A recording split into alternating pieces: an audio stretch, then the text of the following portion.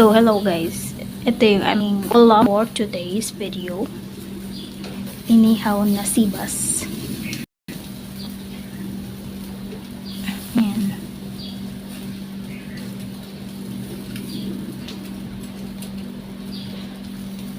Ito yung kahit ang init-init guys, magsisibas pa rin sila. Ihaw. Masarap naman kasi ang ihaw na isda.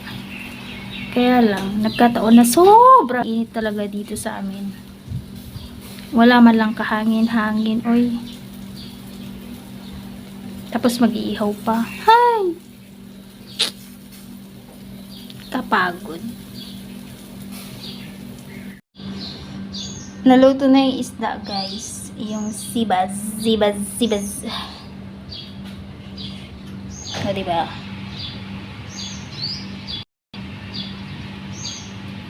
Look at this. Hindi naluto yung isang ulo ata. Okay na yan.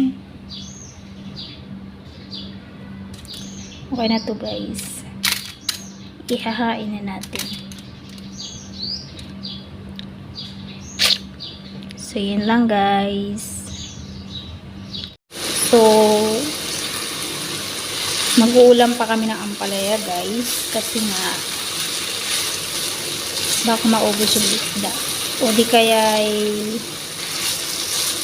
masisira na kasi yung yung aming ampalaya. Yung ampalaya ba na nabili ko nung last week pa to. Kaya ginisa ko na lang. Ginisa ko lang siya sa sibuyas, bawang at kamatis.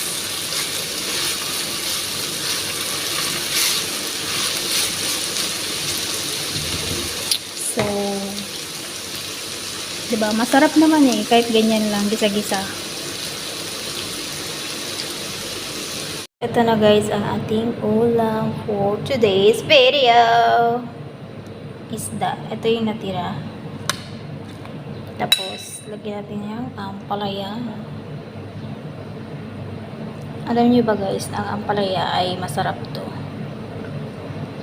At iwas daw sa diabetes. So, damihan natin. So, dahil Ilocana ako, kailangan ko ng bagoong. Chares! Ito yung bagoong na may kalamansi. So, let's eat! Guys, dahil hindi ako maarte, nakataas ang aking paa. Bahala kayo dyan. Kakain ako. Kasi masarap yung aming ulam. Isda. Kailangan lang natin mag-ingat kasi ang isda matinik. Tingnan nyo naman nasa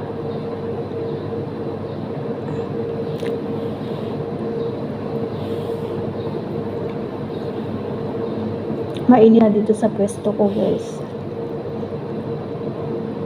Kaya kakain ako mainit. Charis.